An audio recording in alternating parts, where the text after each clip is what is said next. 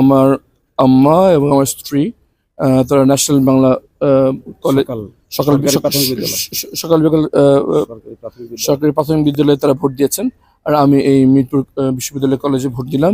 আলহামদুলিল্লাহ দুই জায়গায় যথেষ্ট পোলিং এজেন্টদের উপস্থিতি দেখেছি এবং আলহামদুলিল্লাহ বিশেষ করে মহিলা কেন্দ্রে উল্লেখযোগ্য উপস্থিতির চোখে পড়েছে এবং আমি প্রিজাইডিং অফিসার, সহকারী প্রিজাইডিং অফিসার সবার সাথে কথা বললাম, তারা খুবই সন্তোষজনক যে এত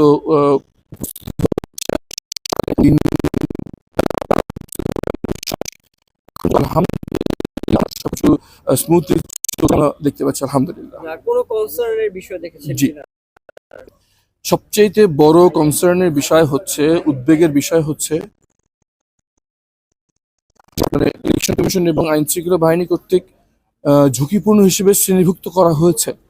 সেখানে ইলেকশন কমিশন থেকে ঘোষণা দেওয়া হয়েছিল যে সব জায়গায় সিসিটিভি ক্যামেরা কভারেজ থাকবে, কিন্তু গতকালকে আমরা বেশ কয়েকটি কেন্দ্রে, ঝুঁকিপূর্ণ কেন্দ্রে সরেজমিনে যেয়ে দেখতে পাই যে সেখানে সিসিটিভি ক্যামেরা নেই এবং এরকমও তথ্য আমরা পেয়েছি যে ইলেকশন কমিশনের নির্দেশে সিটি কর্পোরেশনের লোকজন ক্যামেরা ফিট করতে এসে স্থানীয় কিছু প্রভাবশালীদের বাধার মুখে তারা ক্যামেরা না লাগিয়ে চলে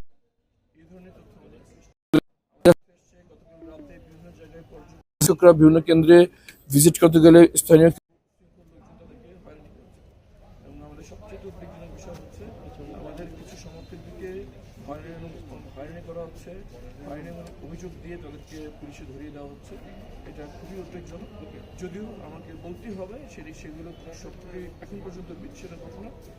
আমি যদি পুরো আসনের দিকে তাকাই তাহলে এখন পর্যন্ত সার্বিক পরিস্থিতি শান্তিপূর্ণ, উৎসবমুখর পরিবেশে বাংলাদেশের জনগণ ভোট দিচ্ছে।